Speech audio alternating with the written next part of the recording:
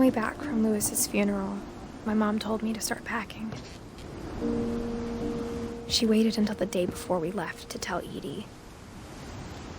I'm not sure if she wanted to make it easier or harder.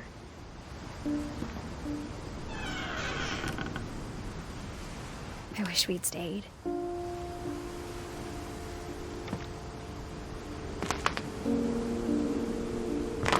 But I understand why we left.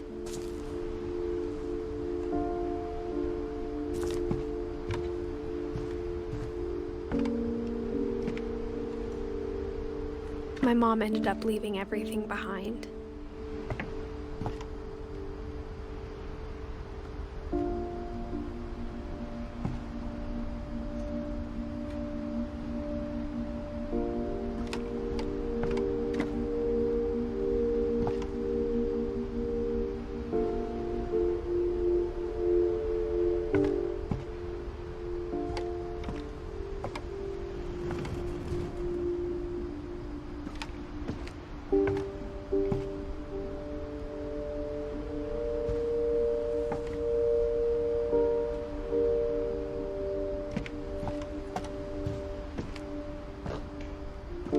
What happened that night had been coming for a long time. Maybe it should have come sooner.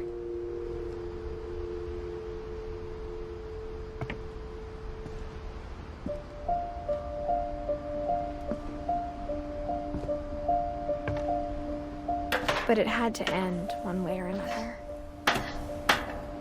All that's left now is to tell you about that last night.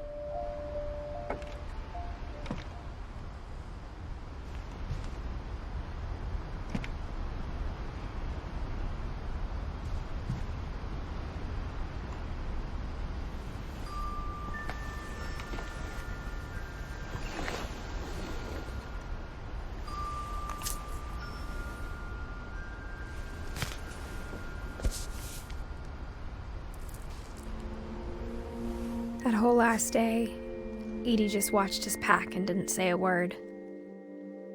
Until supper, when she raised her glass and said, "To our final night together, and all our final nights apart." Grandma, you know what I said about alcohol. Some of your medications are very Edith, specific. I left a present for you in the hallway. Why don't you go open it? The grown-ups have to argue now. I'm sorry, you're right. We're all leaving tomorrow. Let's just enjoy our last... I'm not leaving. Edith, you're excused.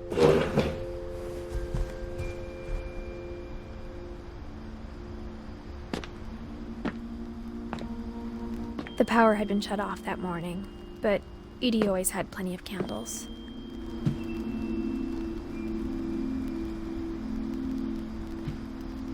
When my mom sealed the library, I don't think she knew about the other entrance. Or that Edie had a key to it.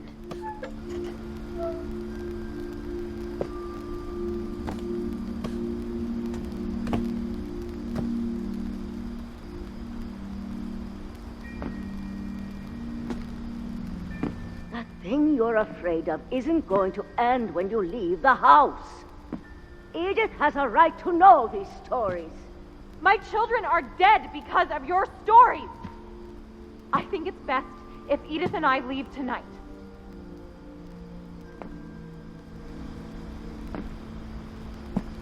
We'll have the nursing home send a van for you in the morning, okay?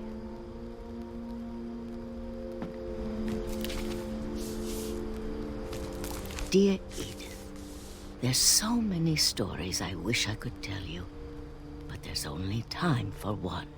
This is about what happened on the night you were born. That night, the tide went way, way out. It was the first and last time I ever saw the old house aground. There'd been an earthquake out in the middle of the ocean. They called it the lowest tide in 1,000 years. God, it smelled awful. You know, I've seen that house every day of my life.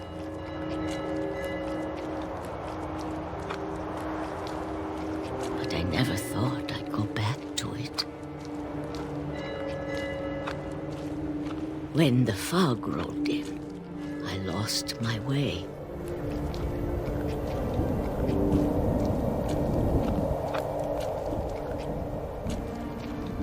I got turned around.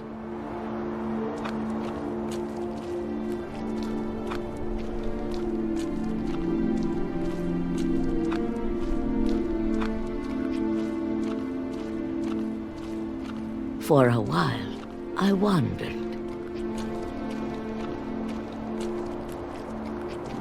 I started seeing things.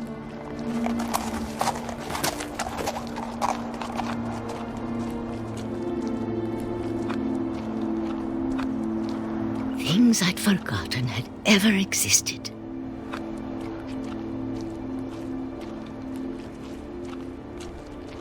But when I saw them, they felt like old friends. That night, a lot of things came back to me.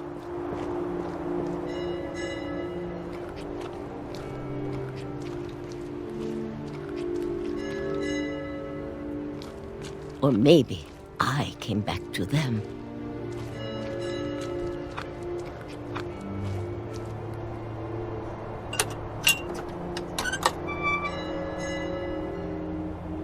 Things I can't explain, but that I need you to try and... Edith, what are you doing in here? It's mine. Edith! Mom, you're gonna rip it! Let go! I kicked and screamed, but Mom dragged me to the car. I never saw Great-Grandma Edie again. The next morning, the van came to pick her up, but she was already gone.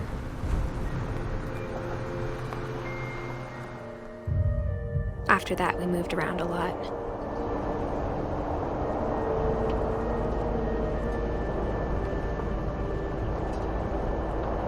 We both tried to make the best of it.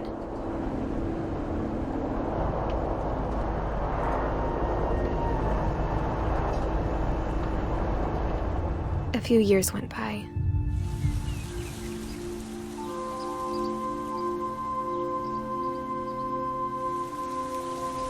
My mom didn't like to talk about it, but she started getting sick a lot. The rest happened pretty quickly.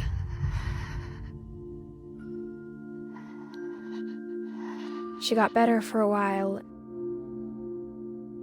and then she didn't.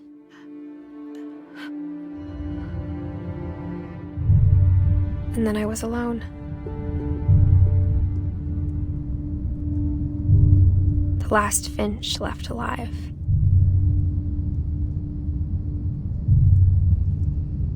Until I found out about you. I'm still not sure what to tell you about all this.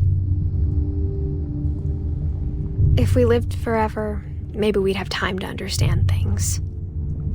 But as it is, I think the best we can do is try to open our eyes. And appreciate how strange and brief all of this is. This journal was supposed to be for you.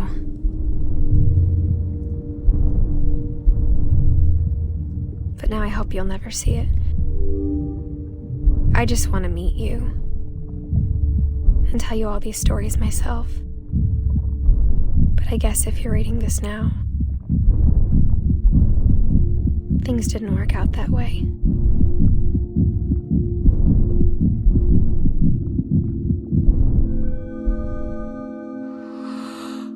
This is where your story begins. I'm sorry I won't be there to see it. It's a lot to ask, but I don't want you to be sad that I'm gone. I want you to be amazed that any of us ever had a chance to be here at all. Good luck.